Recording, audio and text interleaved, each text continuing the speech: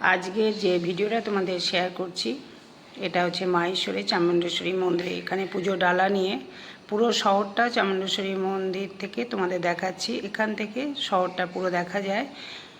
আর এটা হচ্ছে সমুদ্রপৃষ্ঠ থেকে 1000 মিটার উপরে অবস্থিত।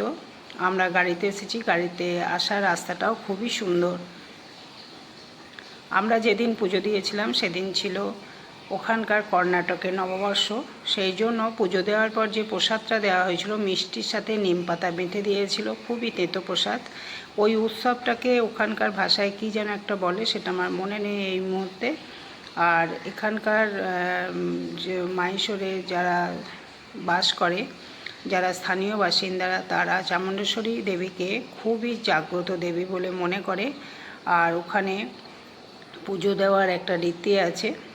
এছাড়া 2টো নারকেল ফুল, ওখানকার জোড়া নারকেল দিতে হয়। এছাড়া ডালাতে তুমি কাপড় দিলেও দিতে পারো, সবুজ চুড়ি দিতে হয়, সবুজ কাপড়, ওগুলো প্যাকিং করে চিরুনি, আয়না সব কিছুই থাকে, সেইগুলো প্যাক করে পুজো ডালাতেই দেওয়া হয়। পুজো ডালার জন্য পরে 300 টাকা, শাড়ি নিতে গেলে আরও কিছু টাকা এক্সট্রা দিতে হয়, সেটা তোমার ব্যাপার। 300 টাকায় পুজো ডালার মধ্যে 2টো নারকেল, ফুলের মালা আর একটা প্যাকেট থাকে। সেই প্যাকেটের মধ্যে সবুজ চুড়ি, সবুজ ছোটো কাপড় আর চিরুনি, আয়না এইসবগুলো দেওয়া থাকে, মিষ্টি দেওয়া থাকে অল্প।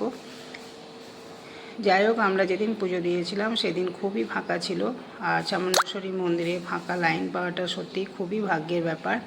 যদিও আমরা টিকিট কেটেছিলাম, কিন্তু টিকিট কাটার কোনো দরকার ছিল না। ছুটির দিনে এছাড়া মঙ্গলবার শুক্রবারে খুবই ভিড় হয়, সেই ভিড় চোখে দেখার মতো। আমাদের ড্রাইভার তাই বলছিল। খুবই তাড়াতাড়ির মধ্যে পুজো দিয়ে দিয়েছিলাম। আর এই দেখো ভিতরে এটা রাস্তা, এখান থেকে লাইন দিয়ে ভেতরে ঢোকে। এটা অন্ধকার আছে, দেখা যাবে না, যেহেতু মন্দিরের ভেতরে ক্যামেরা নিয়ে যাওয়া বা মোবাইল নিয়ে যাওয়া বারণ আছে, ফটো তোলা নিষেধ আছে। মোবাইল জমা দিতে হয় না, মোবাইল সাথে থাকবে কিন্তু ফটো তুলতে পারবে না। সেই জন্য ভিতরটা কিছু দেখাতে পারলাম না, বাইরেটা সবই দিয়ে দেখালাম। কথিত আছে এখানে মা দুর্গা মহিষাসুরকে বধ করেছিল, সেই থেকে এই শহরের নাম হয় মাহেশ্বর। আর চামুণ্ডেশ্বরী দেবী হচ্ছে মা দুর্গারই একটা রূপ। আর এখানকার দেবীকে ওনারা খুবই জাগ্রত দেবী বলে মাহেশ্বরের রাজারা মনে করতেন। আর এখানে চামুণ্ডেশ্বরী দেবীকে ওরা পুজো করতেন মা জাগ্রত দেবী রূপে। আমি বাইরের ভিডিওটা তোমাদের শেয়ার করলাম।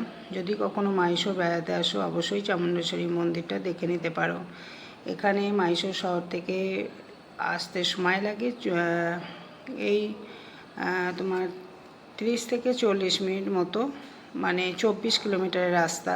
ড্রাইভার বলছিল এটা 24 কিলোমিটারের রাস্তা। আর এই মন্দিরটা দেখার মতো সুন্দর। যদি ভিডিও ভালো লাগে অবশ্যই এক ভিডিও শেষে একটা লাইক কমেন্ট করতে ভুলবে না। Thank you.